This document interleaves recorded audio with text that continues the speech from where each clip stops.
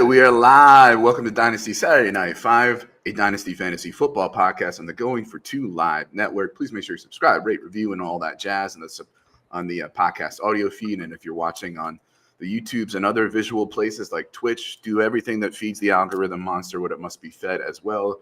Like, subscribe, comment, all that jazz. That intro, by the way, included a music clip from August 1st, 2017.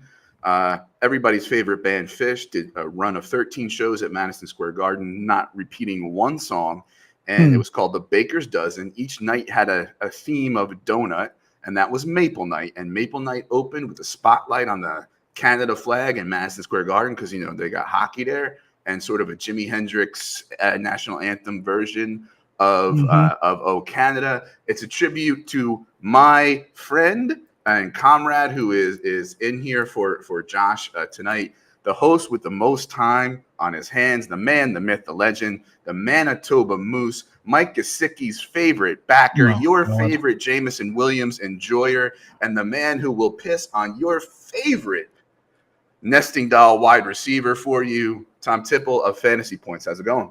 There's almost no lies in that. Like there's almost no lies in that, because I will rip on your favorite nesting doll wide receiver. Like that is for sure. Until I can drive the price down far enough that I can flip it. It's all calculated.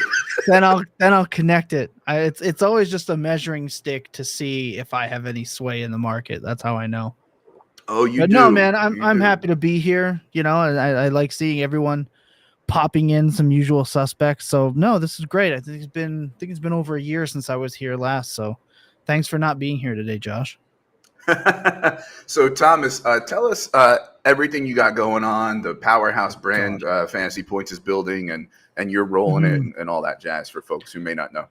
Yeah, if you don't know, I work for fantasypoints.com. I'm a multimedia producer. I'm the host of Dynasty Points, which is the lead dynasty program over there. I host Best Ball Breakdown with Graham Barfield. It's been great, and everything you see video wise, if it's not Trey, it's myself. And you find us all over the place, man. We're growing. I've written articles over there, undervalued wide receivers that you should be drafting. That was a while ago. They all survived the draft, so shout out to me. Don't have to make any edits. Just great stuff there, man. We've launched 4 new podcast feeds. It's growing like crazy. So, and I think what folks here might know you from, or at least be most interested in, is Dynasty Points, where you're joined by fellow Canadian Jacob Sanderson and Lucas, whose last name, for whatever reason, I always forget. Gilbert, is it? Gilbert, that's right. Yeah, both geniuses, by the way, but yet somehow I'm on there. So I don't know. Got a lawyer and a PhD engineer, right? And then there's this guy. So there you go. Hey, gotta have it right. That's why I push the buttons. I can't let him outsmart me. All right, so just a couple things at the top of the show before we get into the huge. Josh is not here tonight, and we've had to take a couple weeks off. These are all for very good, positive reasons. A lot of times when we take off, it's life getting lifey, and one of the ways that life gets lifey for us is mental health. And Mental Health Awareness Month just closed out. We did something at the top of the month for that, and I know Thomas and I are both very strong advocates of mental health and mental health in the fantasy space. And so, just want to say thank you, folks, for following us and liking us and staying with us when we kind of bring a little bit of that life is lifey and reality stuff into the show. And we'll be getting back to, when Josh is back, our series on ambiguous, perhaps, backfields. But tonight, tonight we're going to do something a little different. We're going to do Fugazi, which is, basically fake, right? And so Tom has chosen 5 players, and he'll explain what they are. And so why don't you tell us what we're doing tonight and how you went about finding those players? Yeah, so what I tweeted this out at Elmer's Trust. Also shout out Hollywood. Always love when Hollywood pops in. Kyle, all you guys. I thought about we could do 5 wide receivers to buy. You could do, 5 wide receivers that are undervalued. You asked me if there's 5 second-year wide receivers. It's but they're kind of all the same to me. So like talking about them would just be redundant. So let's do something a little different. So I came up with something that I was arguing with Andy Buckler, who I do the market report with. We were discussing players that we thought were fake valuable. So that's what we're going to do today. Some of these guys are fake value in terms of sells, fake values in terms of buys. I just think when companies, and sometimes ourselves included, like to tell you you should buy this player, buy player A, sell for this, and you go and do it, and you get laughed at. You get laughed out of the room. Your trade gets thrown into the chat channel, and you want to close whatever app you're playing fantasy football on. Hopefully that's Sleeper, and you don't live in the DOS era of MLF.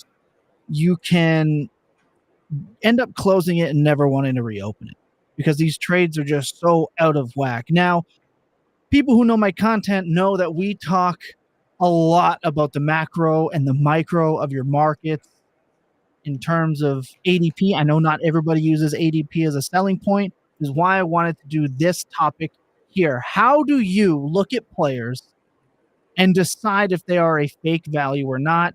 And I have 5 players that I think people are telling you to buy or sell that you cannot buy or sell for the prices they're likely being told to do on average. Right on. Okay, so before we get into our list of 5, for those of you who don't know, we do lists of 5 here on the show as the vehicle to talk about the topic we want to do. Got to pay the bills. Today's show is brought to you by Underdog Fantasy. Underdog is, of course, the industry leader in best ball. They also have pick'ems, DFS, private, leagues that you can do, sit and goes that aren't the big tourneys. You've got BBM5, Eliminator, Greyhound, Marathon, Sprint, weekly winners, all live with NFL on the site. And of course, they have other quote unquote major sports, baseball, hockey, boxing, MMA, racing, I don't know, darts, golf. I don't know. They got a lot of stuff on there. Tennis. Competitive cup stacking. Yes, go for it. So why am I talking about all this? We have the deal with Underdog. A lot of shows do. You go to underdog.com or the app. And if you're a new account, you make your first deposit. Josh Norris himself will match up to 50% of your deposit. Matt will match 50% of your deposit up to $250 using the promo code GF2. So please make sure you go to Underdog Fantasy, use promo code GF2. We got the QR code here, nice and shiny on the screen. That's partially covering Tom's face, unfortunately. And yeah, go ahead and start playing, start winning, get in those drafts. You got nothing better to do this summer than spend way too much money on best ball. All right. So best ball summer, baby. You know it, yeah.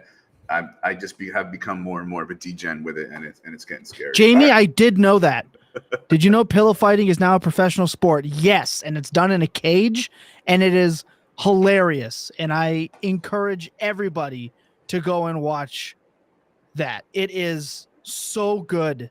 I have thoroughly enjoyed watching it. It's not as good as like Russian slap fighting. Like that is, to me, a phenomenal sport if you want to just wince the entire time and realize how you would never be able to do that. But pillow fighting is right up there. It's coming close to my next like favorite Ocho-esque sport to watch. Are there betting markets for it? Like, I guarantee some guy somewhere in his room is trying to find the under or the edge to min-max his pillow fighting. Yeah. I'm wondering if there's like conservatives who like use the My Pillow in it, and no, no, they probably have to follow some sort of legal weight limits, or I don't know.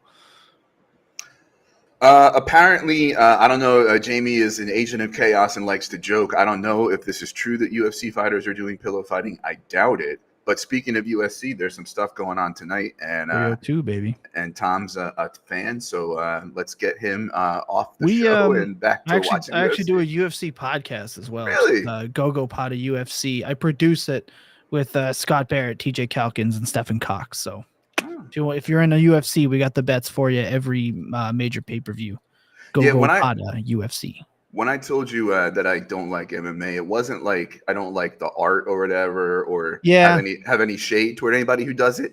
I don't like watching people beat each other up. It's just because I'm a little softy. Yeah, I get that. I don't. Talked about it briefly. A quick aside here for UFC fans with it going on right now. Actually, I don't like what the UFC is as a machine that turns, but the art form of the fight is what I'm most. And I have a background in mixed martial arts, whether it's Greco wrestling, a little jiu-jitsu, boxing. I've done combat sports for a long time, and it's almost impossible to find truly competitive professional league mixed martial arts. And unfortunately, like Pride and UFC are all we got. If Pride's even still around, I don't even know. Real quick, I was reminded, speaking of Discord messages, so when I went in the Fantasy Points Discord and showered praise on the folks making the YouTube thumbnails, are you among them? Like, I didn't even know. Like, Trey and I both handle. Trey's the man. Trey comes up with the concepts, and I will, try my best to add what I can. But I'm really just following his lead. A lot of it. Trey Camberling is a goat. Right on. All right, so we got our list of 5. We can do them in any order you want. Pick your first, and you explain why they're Fugazi, and we'll go from there. Sure. So let's do the one I have here first on the list. It's Derrick Henry is my first one, and he is a Fugazi buy and sell. He's a unique specimen, not just on the football field, but for his cost. If you are trying to sell Derrick Henry, you want to sell Derrick Henry from what we can safely project his production is. We are expecting at least 1,100 yards. We are expecting at least 12 touchdowns. We are expecting at least probably 10 to 15 receptions. We are expecting a top 10 dynasty running back on the Baltimore Ravens. Good luck selling him for that. You can't. So you're stuck in the spot where people are telling you to sell for 201 and 202 and 203, and you send that trade away. And more often than not, and I'm getting all of these from experience. This is what I am basing all of this off, which is how I know whether or not, to me, I find them Fugazi. Because this is an experience thing, and from subscribers and users, I say go sell Derrick Henry for 201. You get laughed out of the building because in a Superflex league, they want to draft Bo Nix, and they should. They want to draft Trey Benson. They want to draft Keon Coleman, and you're like, well, I want an early 2 for Derrick Henry, and you get laughed out of the conversation. I'm not paying that for a 30-year-old running back. I'm just not going to do it.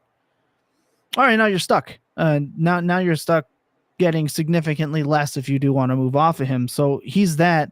And then if you want to go and buy Derrick Henry for a mid to late second, you're going to get laughed out of that building. Why would I trade away a running back that's going to have 1,100 yards and 10 to 12 touchdowns for a late second?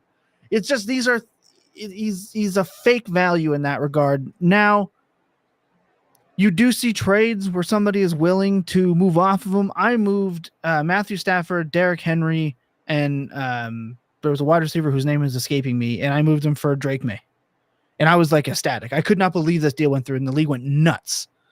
Like, those are deals that you can get, but I wouldn't use to set as an example of what you can and cannot do for value for a player. Those are the unicorn deals. For the most part, you try to trade for Derrick Henry with a late 2, it's never going to happen. You try to trade him away for an early 2 to a late 1st, and chances are that's still not going to happen. So I think he's a Fugazi buy or sell. I think my experience has been the same. I went to Dynasty Data Lab, looked at his ADP. It's running back 18 at the 803. ADP is always relative to whoever else is going around them or later. But does 803 at RB 18 sound reasonable to you if in a startup? Because one thing I wanted to ask you about this is, you are one of the people who will use startup ADP in a trade in an existing league much more than I will. I think those two worlds are a little more separate, particularly with running backs. Sometimes when people use startup ADP too much, it's like, oh, we're talking about this thing on a street in Chicago and you're telling me what it's worth in China. Like, I don't care. But Asian running backs particularly will fall in startups even more. And so it gets a little, mixed up. Whereas like someone who has Derrick Henry and wants to sell them to a contender, he now is worth more than the sort of equivalent pick value of his startup ADP, if that makes sense. So yeah, it does. And like he's moving up in ADP. You look at Dynasty Day Lab from April 1st to May 31st for their startups. I mean, RB 17. That's too high. That's too damn high. I think it's fair if that's what you want to do, but I think it shoehorns you into a specific build. So reasonable, sure, but I'd rather take Mix, Benson, right? Levis. There's just some other guys I would rather wait on running back for, but I get why people will do it. I just never do it. I do not do it. I don't. I will wait 13 rounds to draft a first running back just in startup. So that's not fair for me to say, but you're right that I use ADP in trades. And the reason is because when someone tells you what someone's market is, it is impossible to pick which one.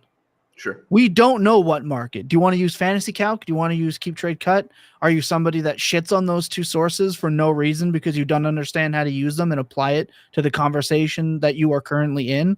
Which, by the way, you should stop shitting on those tools and learn how to use them. You'll get more deals done. The problem is you, not them. And then what market do we know? Well, ADP. The drafts that are happening now are the most relevant market that we can actually use. So I like to apply it. What players go around them? And then I'll look within my own tiers. And then I'll say, okay, well, this does seem fair. And right, like Derrick Henry at pick 84. And who are the two players I mentioned going in the early second? Bo Nix and Trey Benson. They're going right after him. Mm-hmm. So you can draft them as what his actual price is, but in an existing leagues, you try to bring that to somebody. And this is an example that value does not accurately reflect what his value is in existing leagues. You have to pay a higher price. And I'm just not doing that. For him to be one round away from T. Higgins is absurd. T. Higgins is falling to wide receiver 23 in the 6th round. Okay. Not me, but okay. It makes no sense to me. So this isn't an actual reflection of what I think his value is. Right. And one of the things I've always admired about you is when you talk about digging through the ADP and then looking at your tiers, you like actually go and like do that and like do that in the dozens of leagues that you have. Mm-hmm. And sometimes my mental and emotional fortitude, I just do not have the energy to actually do that much. And so therefore I probably shouldn't have the 40 leagues that I have, but it is what it is, right? No, I get it. It is hard. But I feel like it is the most important thing you can do for your own leagues. And there are so many tools you can use to help get you through that. Like if you go and upload your portfolio to Dynasty Daddy and you type in your exposure to a player, you click on that player's name, it drops down, shows you everywhere it is. You click on it, it takes you right to that league. There's almost no reason to not be aware of what your teams are doing and how you can apply, quote unquote, that market value at this day and age. It is a lot, though.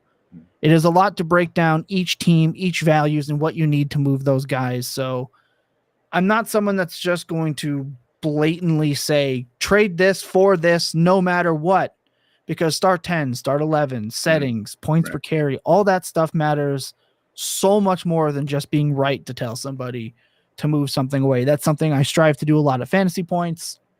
I did all through Full Tilt. It's something Jacob and I go into battle with every week. So you're right. It is very important. Yeah. The ADP stock exchange game y'all used to play was one of my favorites. Yeah. All right. What's the next? It will be coming back. It will be coming back. Yeah. What's the next faker? Okay. The next Fugazi player, and I exclusively blame this on Ryan Heath, fantasy points extraordinaire. It's Dontavian Wicks. Yeah. This is a player who I have tried in leagues recently to just get added into things. I tried to trade Ferguson for Wicks straight up into tight end premium.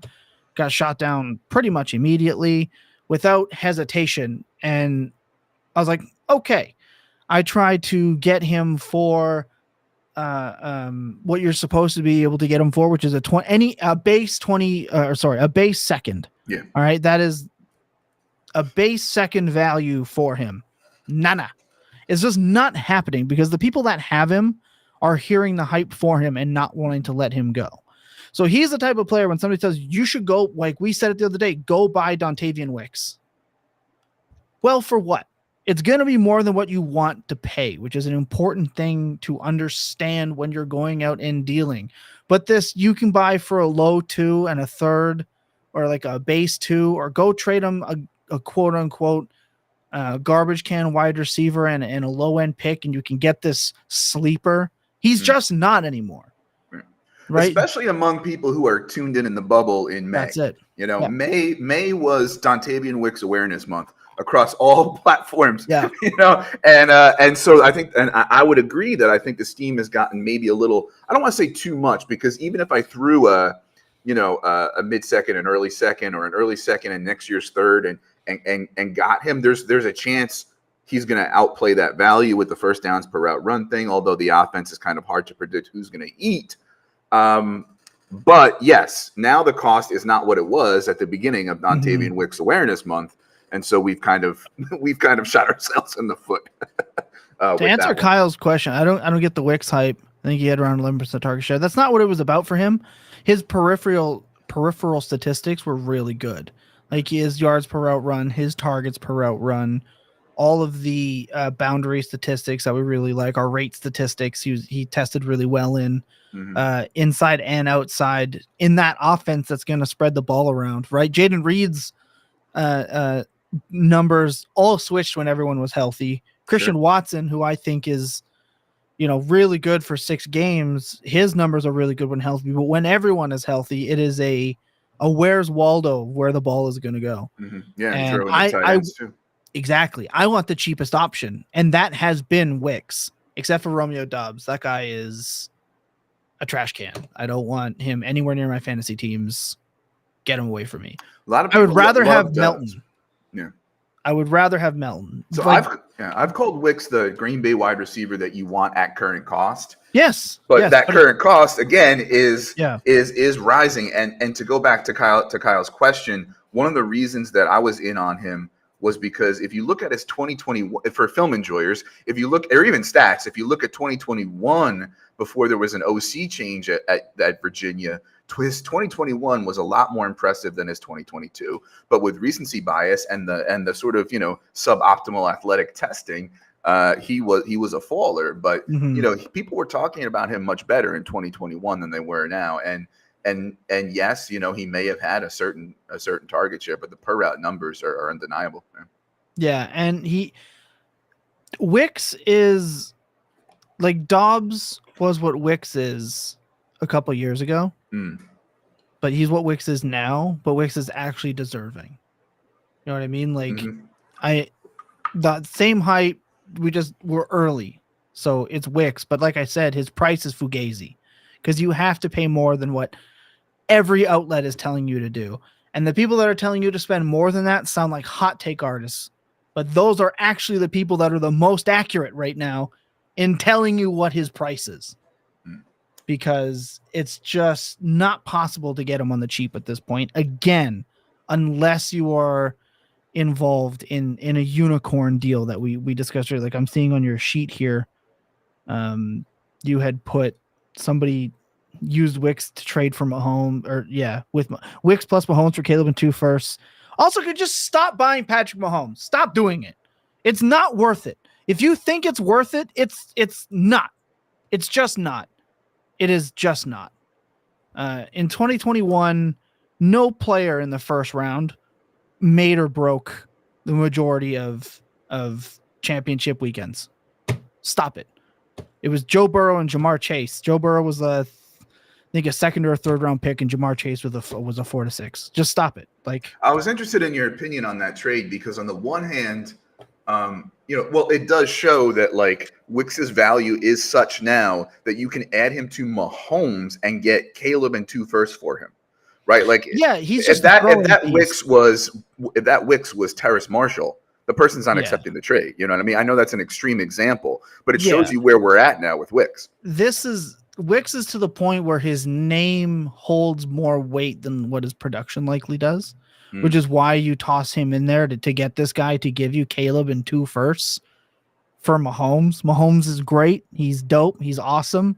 But 2 firsts on top of that, you take those 2 firsts. That trade looks a lot different if it's AJ Brown and Caleb Williams for Patrick Mahomes and Dontavian Wicks.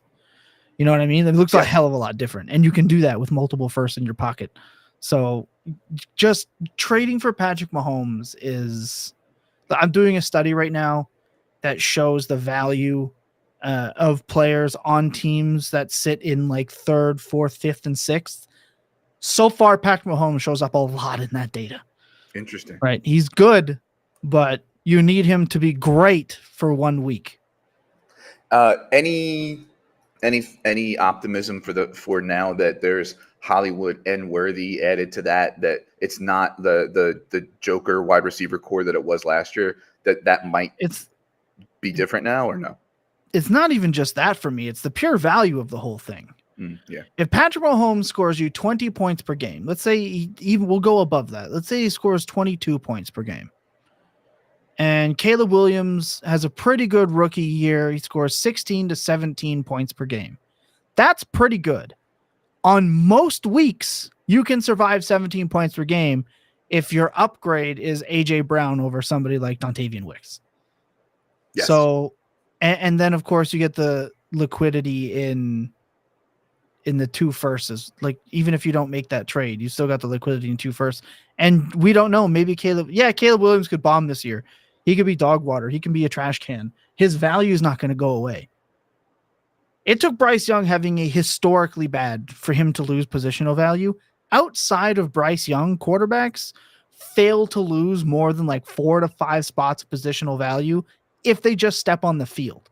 Zach Wilson was still being drafted in the 4th round after a year to 2 years of him being the absolute worst. You can still get him. Trey Lance, Fields and Lance come to mind as 2 guys round that 4 to I 5. love, but they maintain value. And all he had to do was see the field. Granted, Trey Lance averaged, I think, nearly 18 points per game in the games that weren't in a monsoon and didn't snap his ankle. Yeah. He averaged about 18 points per game. All he had to do was see the field and show that he could maybe sort of kind of play quarterback. And that held because of draft capital and all that other stuff. So all the people that take a dump on draft capital, you're not understanding what it actually does hold in the grand scheme of things. So another Caleb example of that, I'm sorry. I was just going to say, Caleb Williams is already going like 1-7, 1-8 in startup drafts. Patrick Mahomes sometimes goes 1-3. So now you're looking at a 5-spot difference-ish in some leagues. And even if he goes first, you're looking at what, 7 to 8 spots? You're tacking on, if you're thinking about a startup in your brain, this is where I use startup ADP that comes in, and you're thinking, I'm going to move from my 108 spot to 101, and I'm going to move 2 firsts to do it. When you're sitting there looking in that startup, you'd be telling yourself you're out of your mind. Like, if it's Justin Jefferson in that spot at 108, which sometimes it is, you're trading Justin Jefferson and 2 firsts from Mahomes? No, absolutely not. Looking at ADP, because that's like 4 or 5 firsts now. Correct. Yeah. Exactly. That's where using ADP can be done correctly. Right. Where I know, again, you mentioned you don't do it as often. This is where you can use it to really set a tone for what that evaluation means. I'm not even trading for Jalen Hurts. He's like going 1-2 at times. No thanks. I'm good. Even at 1-4. I am not spending that draft capital for a quarterback. They just do not make that big a difference. Yeah, I think Superflex is interesting because it's like we probably overpay, mathematically speaking, but when you miss out on them, they're really hard to acquire after the startup is over. And sure, that's the kicker. Yeah. Yeah, Kyler Murray shouldn't go in the 2nd round of drafts, and we've been able to get him 2, 3, and 4th round over the last 2. I was in a wild startup that Justin Herbert fell to the 304. Yeah, that's been happening. That's the Greg Roman effect. Wow. I mean, I understand Thomas, that he's getting lower, but that's a little too much for me. Yeah. Yeah, Kyle, I do. I do often. I believe Brian's watched me do it, where I will take a Justin Jefferson, a Jamar Chase, a CeeDee Lamb, and like from picks 1-7 down. My favorite start is right now is Amon-Ra, Marvin, and on that turn you get Trevor Lawrence. That's my favorite start. I'll do that every time. I'll do that every time. I once, and I couldn't believe it, I got a Justin Jefferson, Amon-Ra St. Brown, Kyler Murray start last year. And let me tell you, that I can't even think about that. I'll start sweating. That is a roster bait if I have ever seen it. But yeah, I do it all the time, Kyle. I am the quarterbacks are overvalued in Superflex guy. That's just my shtick. One quick example of first round, real life first round draft capital cologne that may be applicable now as we transfer to, I think, the next position you want to talk about, Treylon Burks, right? There's still people making a case that like if you look at his year one numbers, I think it was 1.75 yards per route run. It wasn't bad. He was dinged up a few games, but it's real. But he was forced into a deep role in year two, and that's when he pooped the bed like for real, and that's being held in people's minds. So what people are saying is, with this better coach and the sort of inherent athleticism and the sort of like not terrible rookie year, that now there's and what I'm saying is, whether or not you agree with that case, people would not be doing that for a third or fourth round wide receiver, right? Yeah. And so that first round real life cologne lasts a long time, and it lasts in narrative street as much as it lasts in trade markets and startups. Billy, the former host of the Full Tilt Dynasty podcast, before we moved to Dynasty Points, once said that the last positive impression you have about a player will last longer in your mind than the negative. So if that player helped you win a championship, you're going to remember that player and hold his value higher. If you drafted that player high and you saw something in the rookie year, you'll more than likely see that before you see any sort of decline. This is the Travis Etienne corollary, where Travis Etienne last year had 5 of his 6 best games before week 9. After week 9 in the bye week, his snap rate went down, and his last good game of the year just happened to be championship weekend against the lowly Panthers. That's why I think people should believe Doug Peterson to an extent about wanting to get carries off Etienne, because they were willing to give the ball to Dearness Johnson after week 9. Come on. In a playoff hunt. And look, if you're not following Coach Speak Index, you should be, because he's all over it. That is one of my favorite Twitter accounts. Misanthrope said was fighting with Tom for Kyler at 203 in one draft, and then got Kyler at 211 in the other. Yeah, he's just the cheat code. Yeah. He is the cheat code. So, all right, what's the next Fugazi you want to talk about? All right, the next Fugazi set is a wide array. It is any wide receiver in the first 4 rounds. Any of them, specifically in rounds 3 and 4. Their values are not what people tell you it is. People will say go and get Brandon Ayuk for a base 1 and a 2. There's no shot that dude was sitting with Brandon Ayuk that has latched on to the idea of what Brandon Ayuk is giving you that guy for, you're not giving him up for a 25, 1 and 2. Nope, it's just not going to happen. Nope. But that's what his ADP says. That's what his trade. No, that's not what it is. It might be what it looks like, but that's not what it is. Jalen Waddle, no shot. Let's just go down the list. Odunze, not going to happen. Drake London, not going to happen. Chris Olave, no. Neighbors, no. Hill, no. None of those guys. Michael Pittman Jr., maybe, but probably not. And Devonta Smith, I don't even think he should be in the 4th round, but there he is. No shot. Tank Dell even, no. Nico Collins, definitely not now. Like, these values are not going to happen. You're going to have to pay more. And you're also not selling them for a 1st and 2nd. Why? Because they're all between like 23 and 26, and they all go for like 12 to 15 points per game. And some of them can score 30 points, and most of them are in good offensive situations, whether they're efficiency kings or not. The fall off for those guys is so steep. the chances of your team being legitimately better, and I'm taking out of the 24 class. To me, we're so far deep into the off season.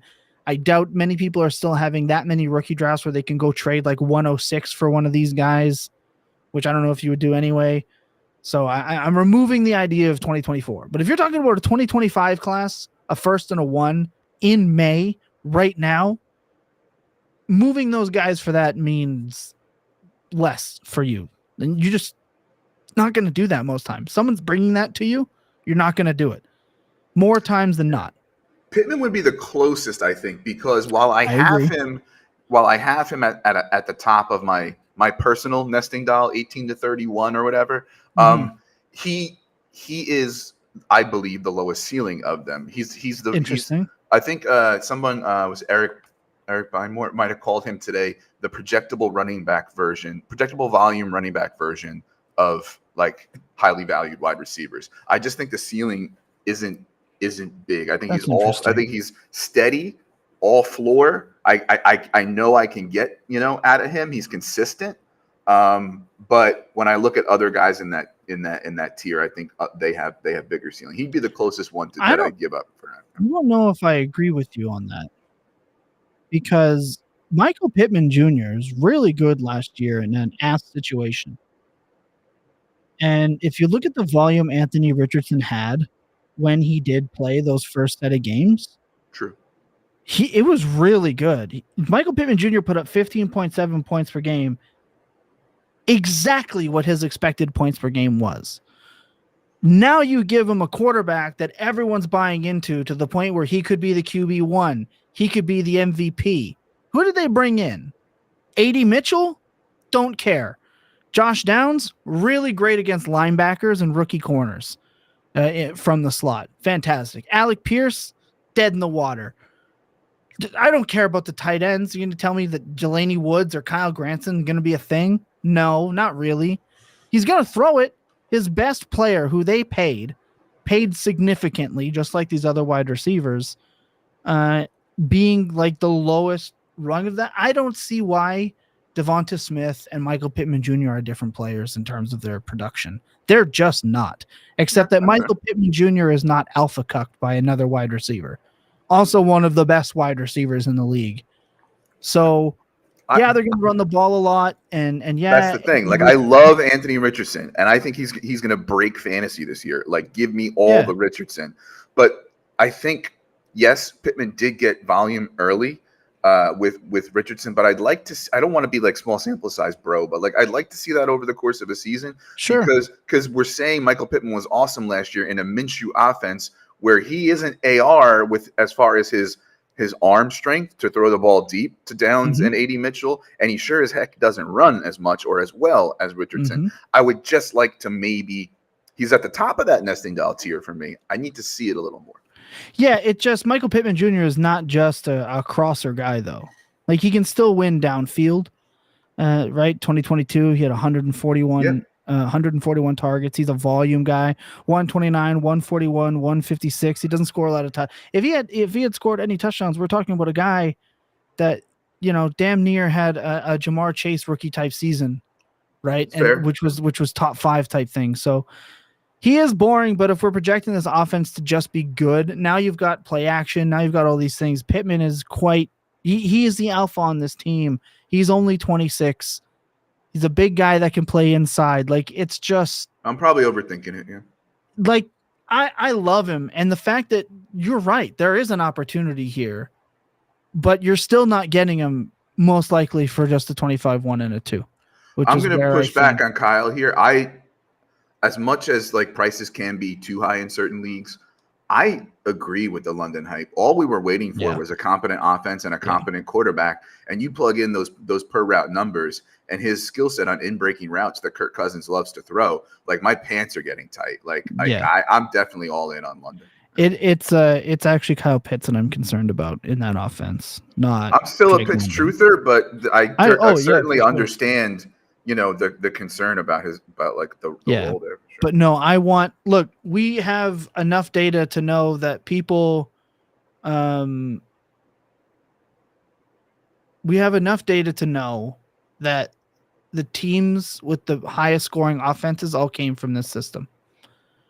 And that's what they get to run in Atlanta. This is a system built for Kirk Cousins.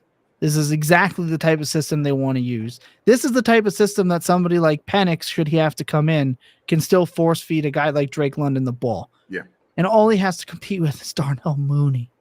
Like it's 140 targets are incoming for Drake London. 130 minimum to me is a coach that's not going to take him off the field inside the 5-yard line. And it's still, but to my point, even if you flip them, Kyle, in your rankings and what you think their ADP should be, you're not getting Drake London for a 25-1 and a 2, regardless of what people will tell you. It has to be at that 2 first mark, which, I mean, sure, you want to pay that, but most people also don't want to pay that either. So he is a Fugazi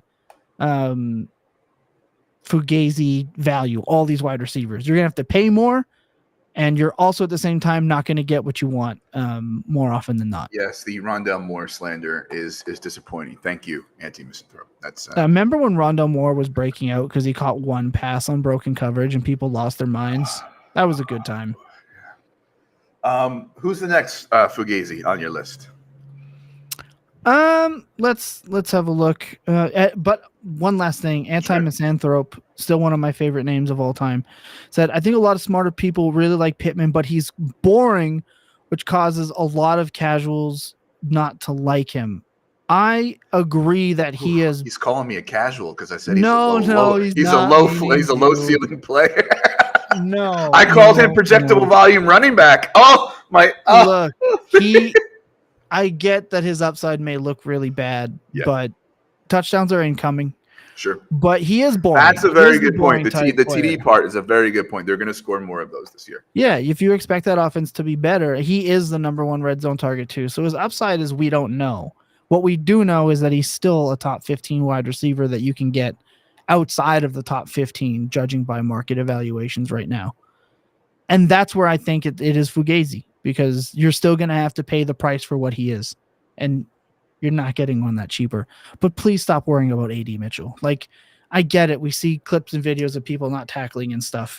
But stop it. Stop. Next on the Fugazi, I'm going to sound like I have like a personal vendetta against AD Mitchell. Just how he's viewed. Mark Andrews is next. I'm intrigued by this one because I have him as my dynasty tight end 1. I want to hear this. Oh, interesting. He's not at all there for me.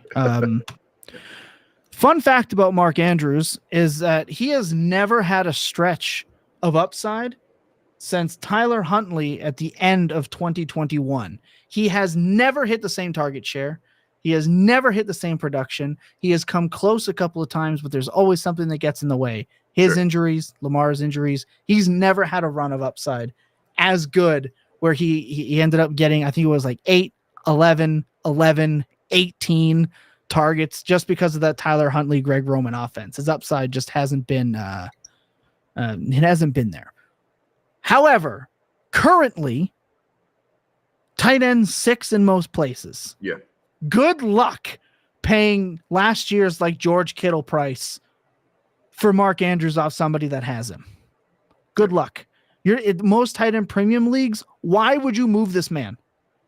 His price being in that 5th and 6th round of a startup looks real good. He's right next to another player that I cannot wait to talk shit about after this because his price is hilarious to me. For another guy who's been bad. Not saying Andrews has been bad. Andrews' upside lays with touchdowns. He's not the actual guy that you can count on to win you a week on his base level production. He's not that guy. Hawkinson's that type of guy. Trey McBride is clearly that type of guy who had top 5 wide receiver numbers last year out of the tight end spot. Very few touchdowns. He's that type of guy. There's very few guys, right? Even Sam Laporta's high-end upside came on touchdowns. Like, that's not disputable. Except Sam Laporta is a rookie, which is what makes me not care about that as much. Mark Andrews, though, is priced as if he is 34 and named Travis Kelce or coming off a brutal leg injury. He's not that far off from guys like Kittle and Jake Ferguson. However, you're going to have to pay for him as if he is Sam Laporta still. Because like Brian just mentioned, he has him as Dynasty tight end 1. Some other people do as well. His upside, and all people are talking about, is go buy Mark Andrews. Go buy Mark Andrews. For what? Yeah. There's no such thing as buying low. I have said this to infinity, and I'm going to continue to say it. Buying low doesn't exist. Buying windows opening, that exists. The discount is because they're available. That's something that simplification of it is what I learned from you and Jacob. Yeah. And that's what it is. It's not that you're going to actually get him at a lower price. So when people are telling you, you have to go and buy Mark Andrews, what the hell are you buying him for? If you were talking in terms of base prices, you're not going to send that 25, 1, and a 2 for a 28-year-old potential 16-plus point per game tight end. You're just not going to do that. He's my tight end 1, and I'd probably want a little sweetener back for the age. Exactly. Yeah. Like you're just not going to get to do that, bro. And if you're selling him, you don't want to sell him for less than the 2 firsts in a tight end premium league, because that's the position that he is. And we can even look beyond this. We can look beyond this, and we can talk about player value right next to him. Right next to him in the startup ADP is DK Metcalf. If you're talking about a tight end premium league and you're going to offer somebody DK Metcalf straight up from Mark Andrews, if this person doesn't have Trey McBride with them on that same team, or even Mark Ingram might get that, maybe he feels confident enough. But if he already doesn't have like 2 top 5 tight ends, what are the chances that deal's getting done? Slim. DK Metcalf is like fine. He's just okay. He's just okay. And look at some other players around him. Josh Jacobs? No. Why would you add anything on top of Travis Kelce to go and get Mark Andrews? Doubtful. Because why would you? Why wouldn't you just ride out that production? Yeah. Mm-hmm. You look at before him, Zay Flowers and Mark Andrews. Gee, do I want the alpha on that team, or do I want the guy that is the most targets when put in motion as anyone else in the league? A gadget wide receiver with a low ceiling and, respectfully, low floor. Is somebody going to pay you? You dislike Flowers more than I do. Oh yeah, he's a joke. He's horrendous. And that's kind of why I have Andrews as my 1. To be fair, he's in a tier with Pitts and Bowers, in that, like, I've seen him do it, and you started out with there's always been something in his way. I can't predict something in his way. Correct. When he's healthy and on the field, we've seen it. So I want the wide receiver 1 disguised as a tight end on a Todd Monken offense with an MVP quarterback. Yeah. And Flowers' big production last year came when they couldn't run or Mandrews wasn't on the field. So, yeah. Yeah. Well, the thing with Andrews is we have seen it, but we haven't seen it since Tyler Huntley, which is my big thing in terms of him being the tight end 1 on the year. But even if you look right next to him is Kyle Pitts. Are you paying anything on top of Mark Andrews to go and get Kyle Pitts? I mean, not really. No. I would try not to. It would be the age and stuff that would be the factor. Yeah. Mm-hmm. So you're just asking for somebody to just take this older player and give me your younger one who has more value. It's just like, it's not realistic when you're telling people to go and do this. There's been a lot of conversation of, I have Sam Laporta as my dynasty tight end 1. And I've had how many conversations about trading somebody, Sam Laporta, for Mark Andrews plus, because that's what the value tells you should be able to do. Go and do that in a league, and that dude's going to be like, why would I do that? I'm going to get close enough production. Why am I giving you a 2nd-round pick? Why would I give you Trey Benson and Mark Andrews to have Sam Laporta? Who, by the way, as you said, touchdown Cologne, and I believe if you take out premium, I know this is not part of what we play, but I believe in normal half PPR, he scored the same amount of points as Jerome Ford did last year, or at least very damn close to it. And so he was only tight end 1 by a hair, and it runs in the same ADOT range of Sun God. So, like, he doesn't really have as much deep ability as like a guy like Pitts and stuff has. So there's reason to be concerned for even Laporta. Yeah, but you're just not going to find someone that is actionably going to give you what you're being told you can get Mark Andrews for. And yeah, of course you want to be the guy that sells Mark Andrews for a tight end that's tiered, similarly enough for production where you feel just like getting a second. You're not going to want to do that. You're going to want more than that. And it's just why. Most people for tight ends, people for tight ends, right, view them with some stank no matter what. JJ Zachariason, friend of Dynasty Points, was talking about how Brock Bowers was dropped all the way to 108 to 110 in his rookie rankings because the valuation for tight ends is just not what people lead you to believe. I agree with this. Sam Laporta just did that thing that we are only begging and pleading and hoping Brock Bowers might one day be able to do. Yet people are already telling you to trade Sam Laporta to go and get Brock Bowers plus. We wait and we pray and we hope and we're on our knees to our shrine in our closets that have the pictures of our favorite athletic tight ends. And we're just praying and hoping. Not the pictures in my closet. Right. We're just praying and hoping. We should be praying and hoping that Mark Andrews gets another full season so we can do just what Sam Laporta did last year. Absolutely. We're praying for it. Yeah. And then it happens. And we're like, nah, I'm good. Trade him. It just, the devaluation of tight ends, right, is what pushes these guys down in the first place. Even in tight end premium, all tight end premium really does is fluff up elite tight ends and furthers them from the field.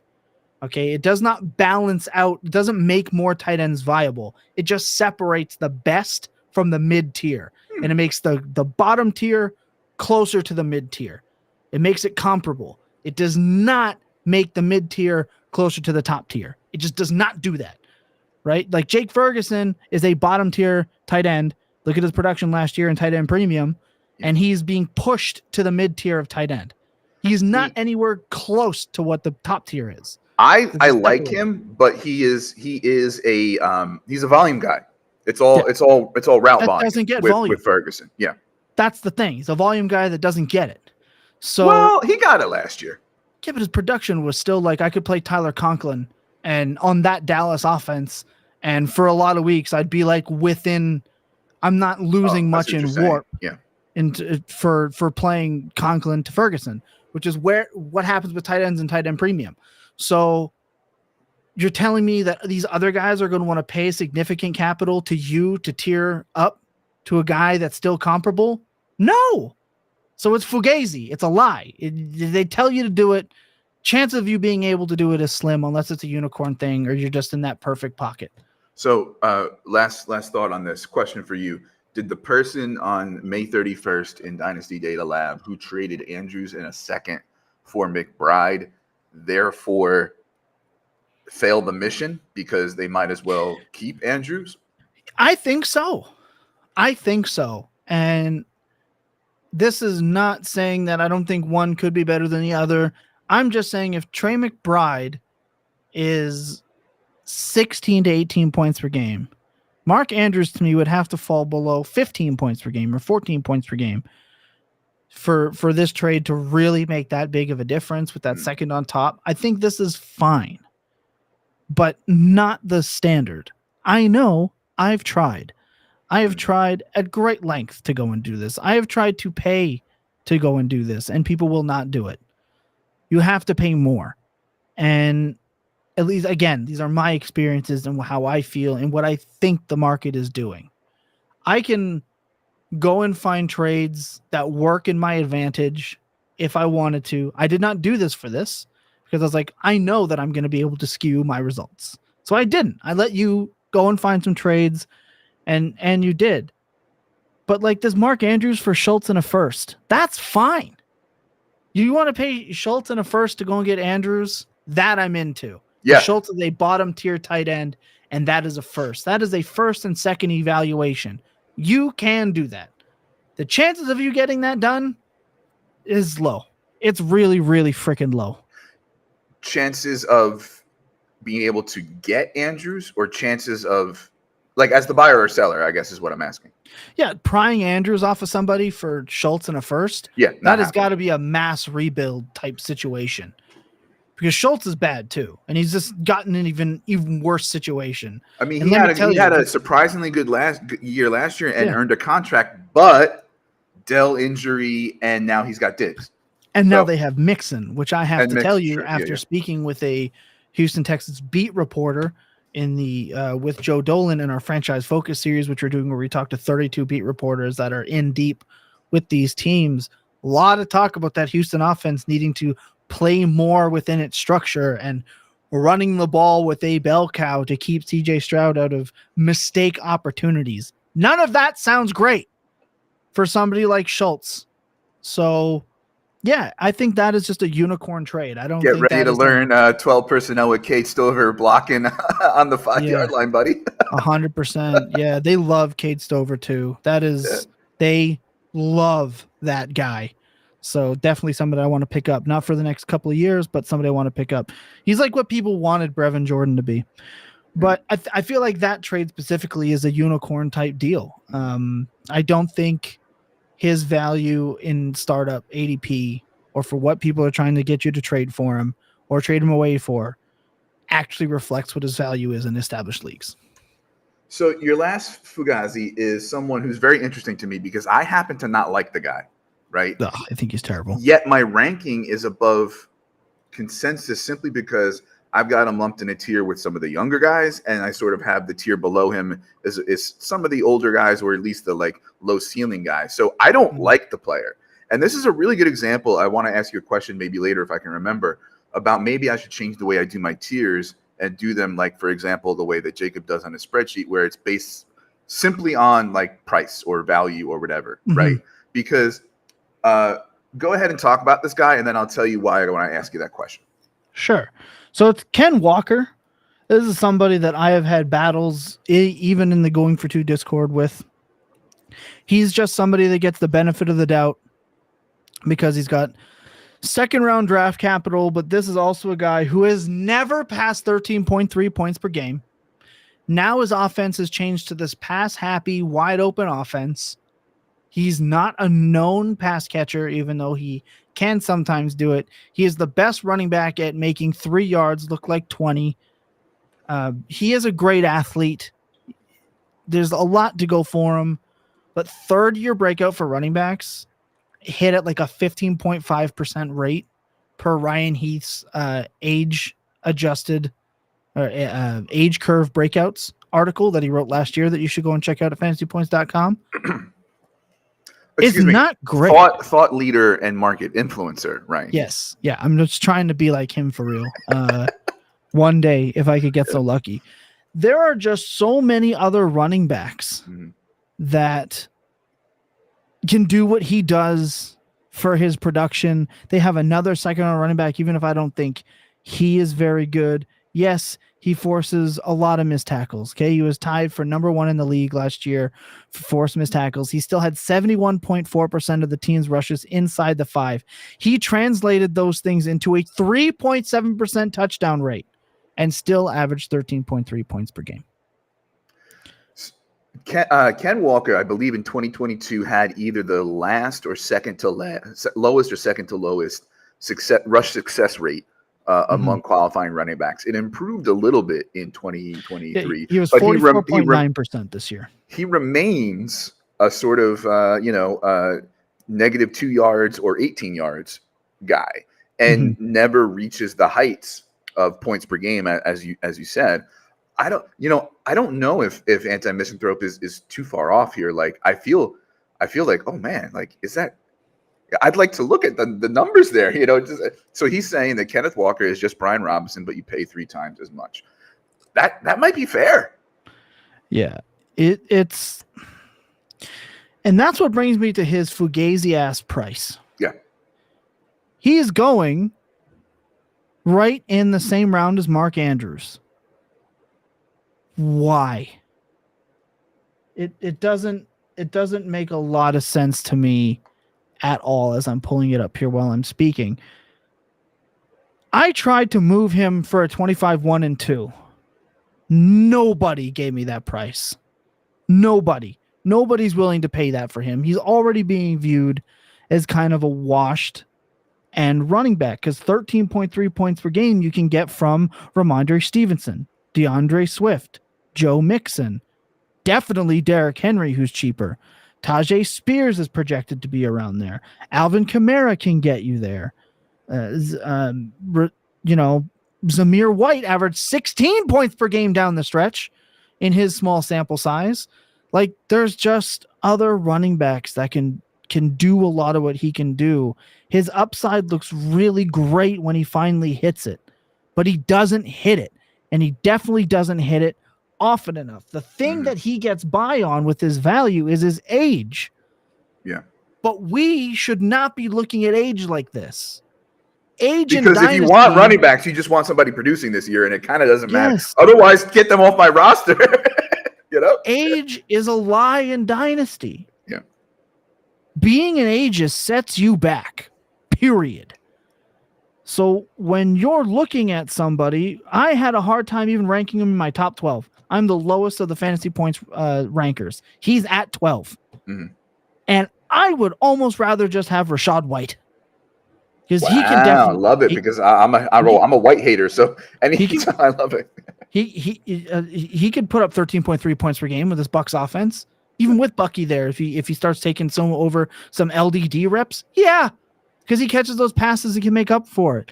Let's look down the other list of running backs that I have here: Trey Benson, Kyron Williams, David Montgomery, Mondre Stevenson, Tajay Spears. Hell, Javonte Williams almost averaged 13 points per game last year, and I have been just dookying all over this man the entire offseason. Josh Jacobs, dust, can definitely put up 13 points per game. Najee, Pollard, Swift. I don't think Lloyd can get there. I have him ranked 24 because I really like the player. Yeah. Again, Kamara I mentioned. Corum can do it any week. Kyron's kind of not there. Mixon, you just mentioned Mixon because of age. People don't like him comparatively to Walker, which is reflected in my ranks. But at the same time, I would not be shocked at all if Mixon has a much better year points per game this year than Walker does. And if I was a contender, might prefer Mixon over him. Yeah, exactly. Thomas Anthro said both played 15 games this year. Both had 9 total touchdowns. Brad Robinson had 1,100 scrimmage yards. Kenneth Walker had 1,164. Love it. He's just a guy that because he is, still only 23 years old and has going into his third year in the league, people have a lot of faith in him. He's getting close to his second contract already. Yes. With nothing to prove that he should be paid like the guy and nothing to prove that he shouldn't just be a guy in a rotation. He looks great. He's fast. He's strong. He's an okay pass protector. But in terms of what his upside is, no. To acquire him, you have to pay more than what he's actually worth because we do not pay for future projected production. Okay, you shouldn't be paying for that. You should be paying for current production and buying ambiguous production at a relatively effective cost. That's a very good point. I probably pay for projected production way too much. And that's fine. Well, let me put it this way. I target a player because I see the production coming and therefore the value increase. I don't necessarily pay as if they've already produced, I guess. Yeah. And the one thing that's missed there is that if you're doing that, right, you have to be an okay enough manager to be able to pivot off of that if you've made that mistake. Because if you're doing that and you're just eating the negative costs that can come and you're not what I like to say, an advanced trader, or you don't play the stock market of fantasy, then it can be really hard for you. If you're in three, this is where also different outlets don't really break down the small portions of this, where it depends on how many leagues you're in. Sure. Are you in 3 leagues and you just want one Ken Walker? Yeah, you're going to maybe go pay the iron price that you need to do it. I'm in near 50 and play this like a stock market. No, I'm not going to go and do that when I can just get enough war or warp, whichever one you prefer. Shout out to South Harmon Fantasy. Those guys are the kings of warp analysis.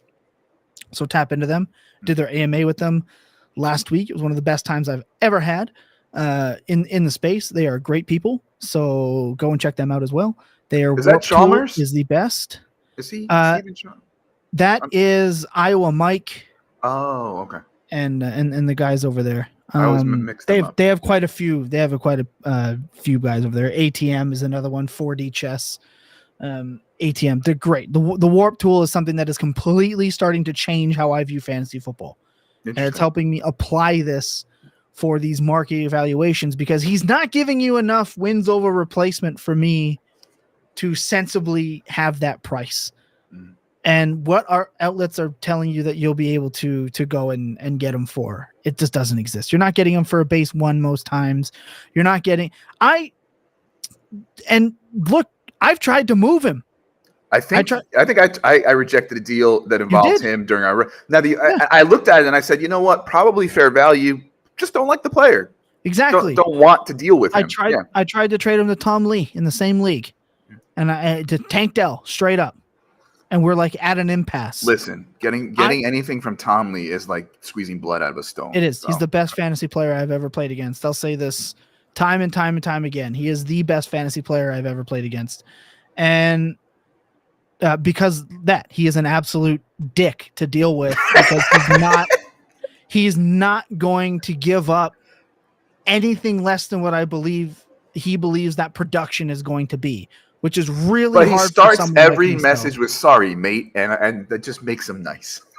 Yeah, it's the fake Aussie nice is what that is. So I've just started to do it back to him, and it drives him nuts. But I sitting there going, and this is where it's Fugazi in terms of sell. I'm like, sell. Now I don't want to sell a starting running back for Tank Dell, and I'm like, man, that's tough. That's really tough. So what you are being told you can sell him for and what you're being told you can buy him for don't add up to me. And where you have to draft Tank him. Dell is a 5th round startup, just like Kenneth Walker. For now.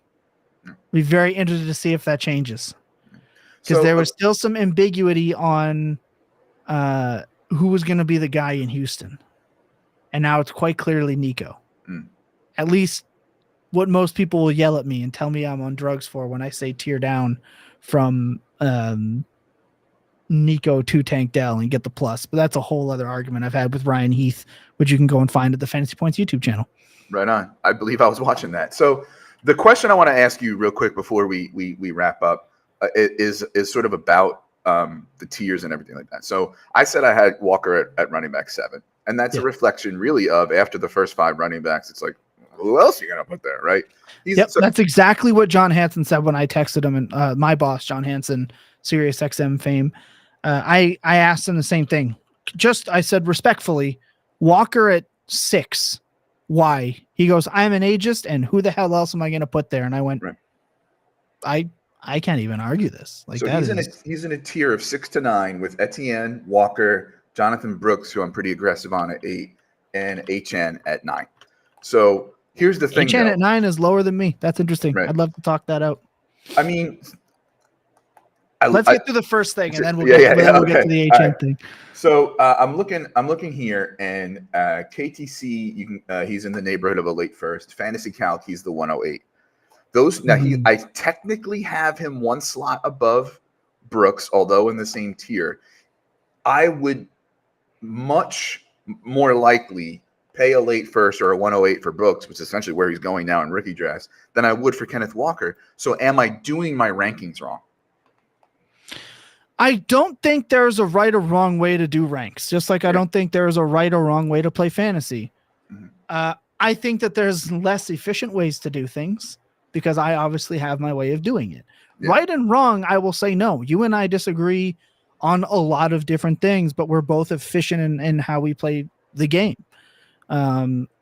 So I also keep in mind that I'll never tell somebody the way they're doing things is really wrong. I try not to do that because this game is fun. This is still fun.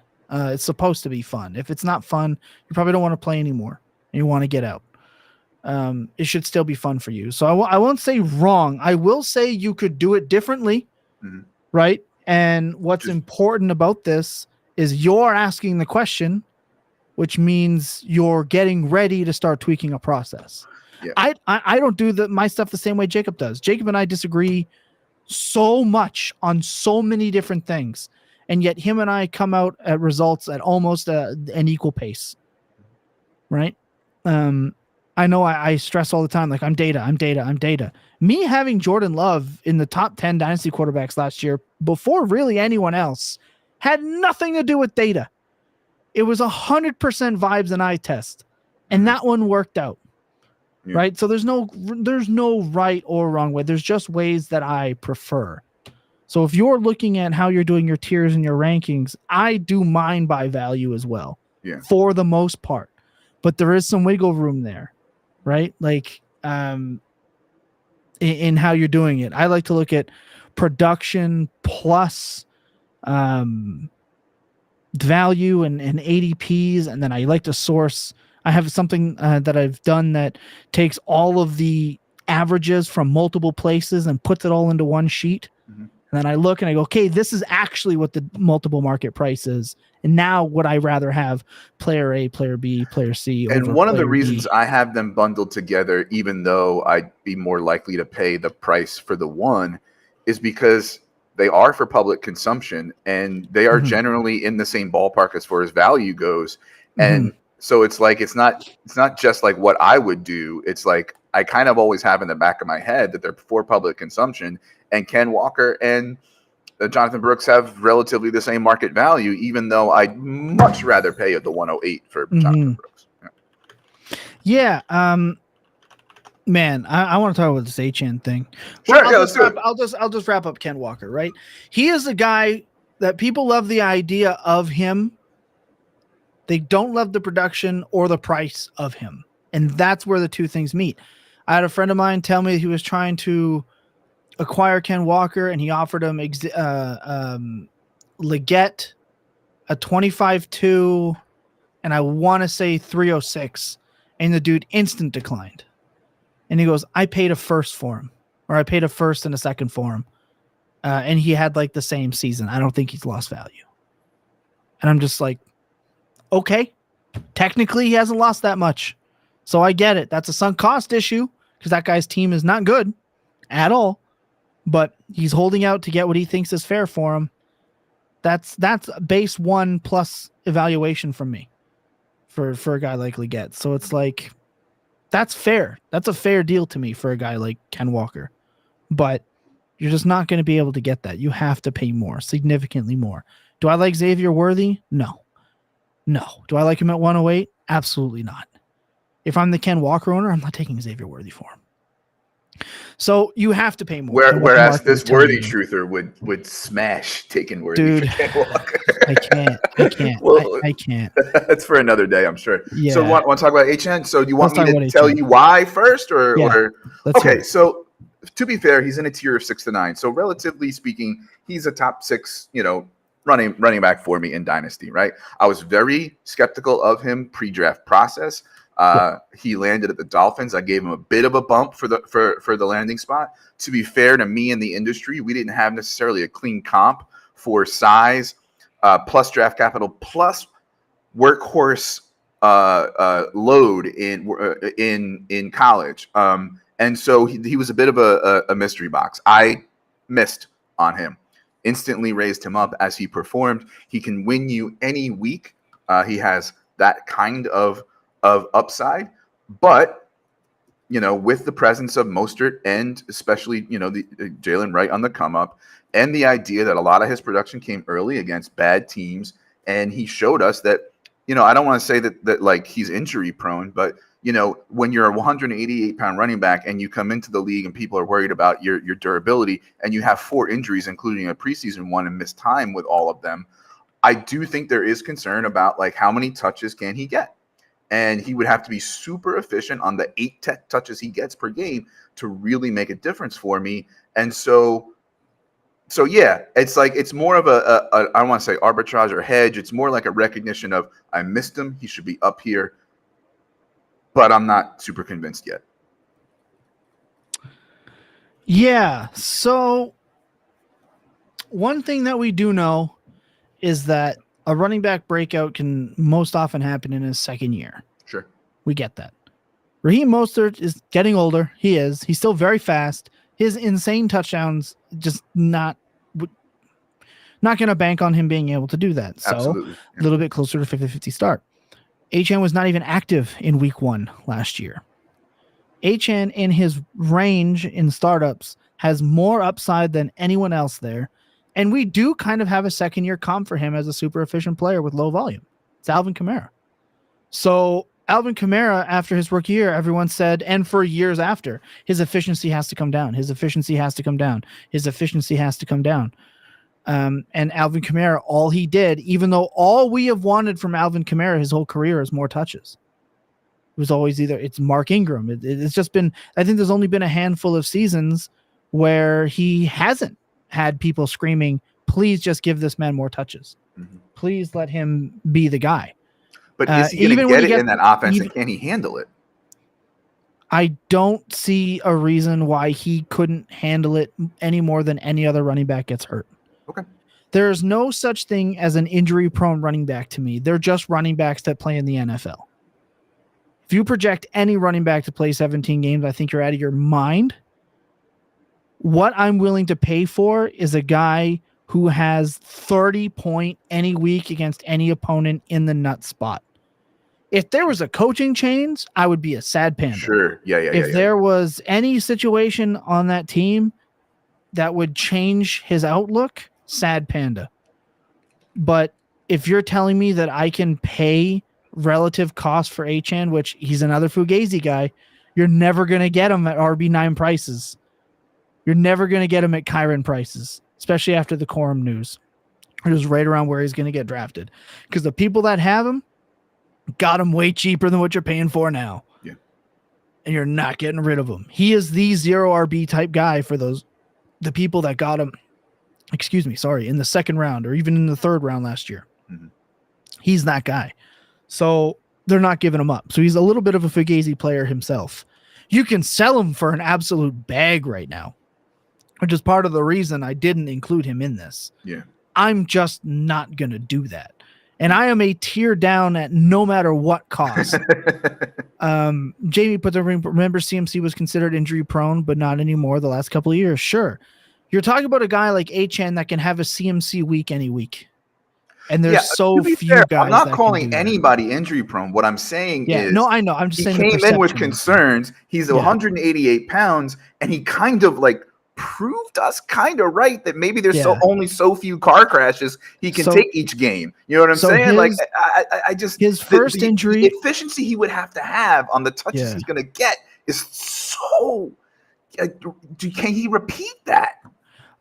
If it weren't for Alvin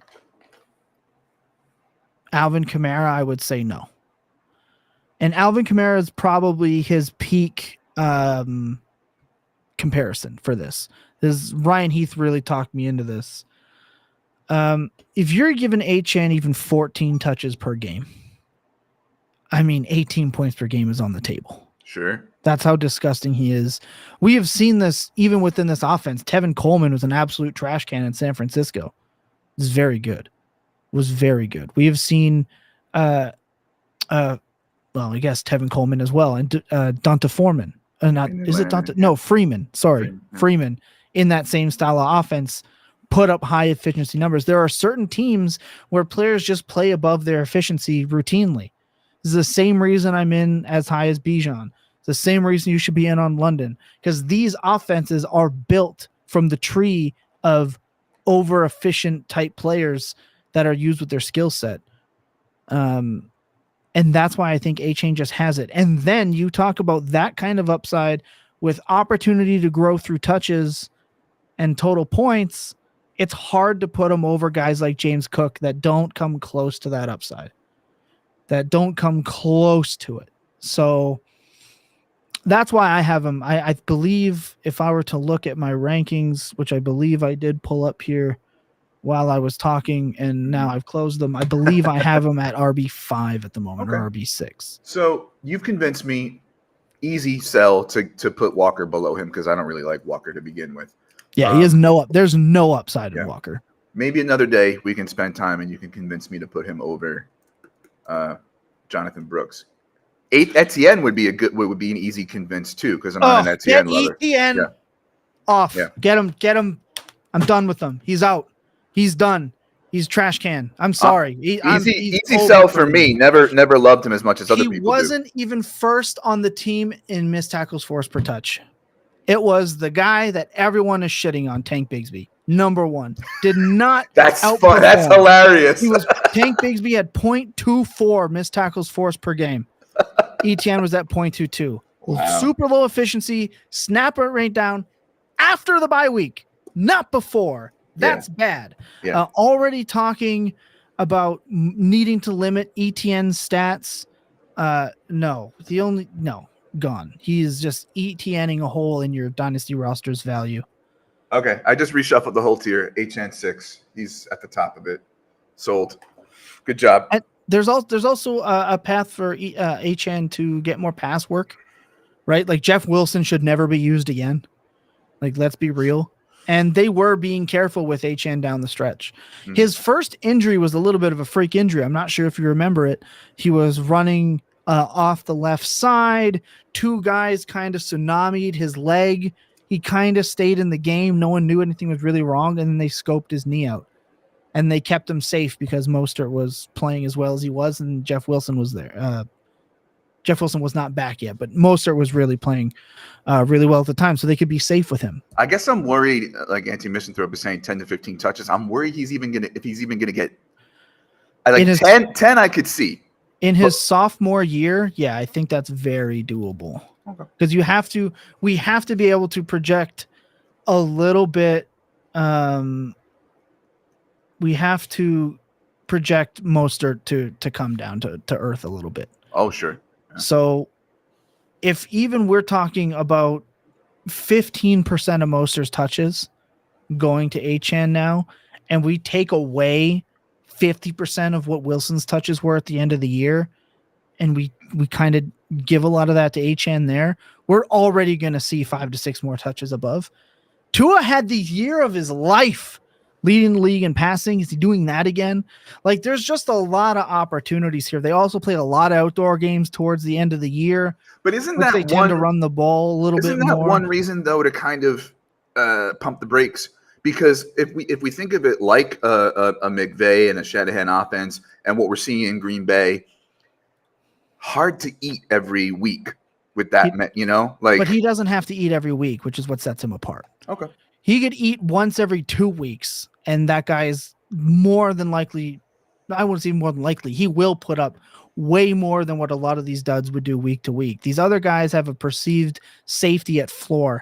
Don't care about safety for the guy like HN. I just don't. Safety is not something I care about at the position. You were correct at the time, but a couple of years ago, you tried to convince me on Etienne.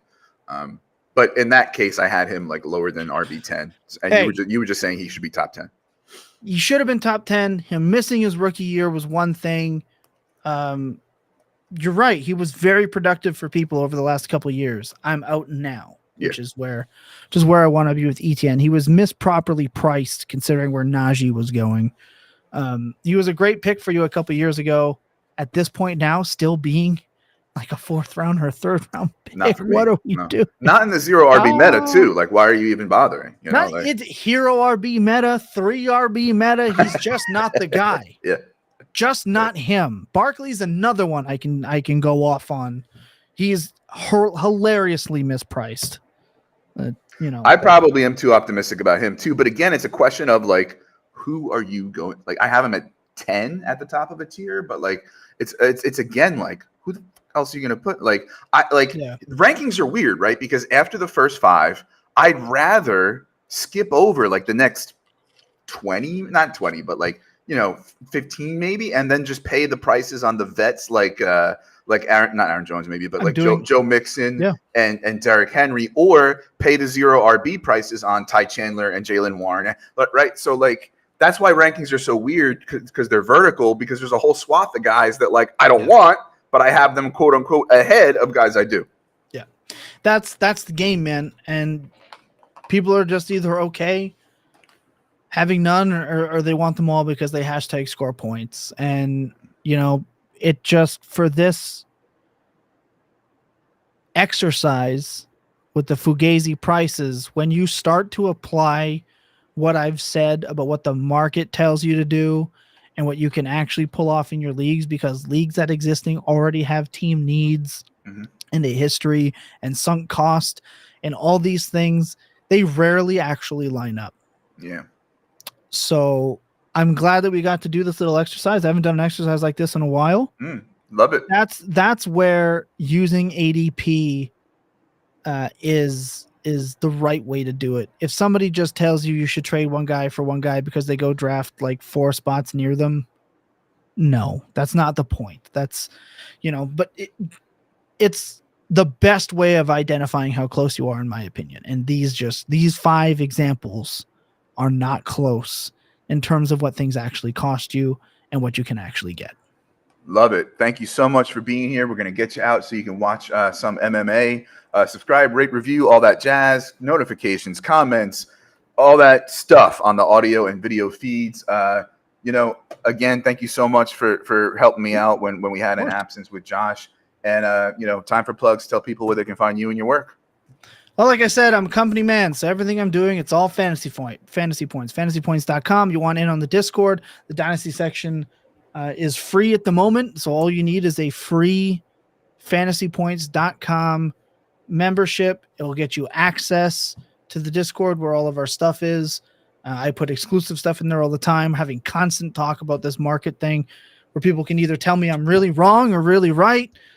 Of course, all the articles that go up, Ryan Heath's statistically significant articles, some of the best in the industry. He's putting together a LeBron run of just insane data articles over there. And we're rapidly growing on the YouTube channel. We recently passed 7,000, so shout out to everyone who's not. If you haven't already, go over there and hit that on the YouTube channel. There's just new content all the time, just doing more and more. And I'm making my promises count when I say that the Dynasty content at Fantasy Points has never been better, and it is continuously growing. And that says a lot when you look at the roster that there is over there with Scott Barrett, Graham Barfield, Brian Drake, just everybody over there that does their work. It's never been better over there, and it's not slowing down. So you're going to want to be a part of it at fantasypoints.com. Listen, I don't shill for people easily. Like, I'm a communist. I don't even like capitalism. I'm not getting a penny for this. I subscribe to Fantasy. I pay full freight on that. There are few other brands that are growing as fast and doing as good a job with useful, actionable stuff as Fantasy Points is. And so, shout out. Appreciate that, man. You can find me on Twitter at ffjunkie_. Obviously, here on Saturday nights, midweek show with Jesse Schneeman from DWZ. Called Dynasty Fever Pod. Again, life gets lifey, and we kind of are in an irregular schedule there, but we have fun, thoughtful, like hour and a half long conversations, and I love it. You can also now occasionally find me writing articles for Fantasy Pros, which is kind of cool. Gonna have a couple coming out in late June. Going for 2 show podcasts just about every day or night. We got a free Discord. It's got a lot of folks in there, not a lot of chuckleheads, which is always good.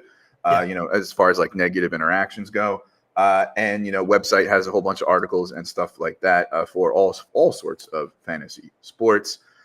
So that'll just about do it. That's a wrap. Thanks for watching. Thanks for listening. And Tom, Josh usually closes with like a Go Braves or Go Irish. Do you have something you want to close with? Remember that clear eyes and full hearts can never lose in your best days. They always spend till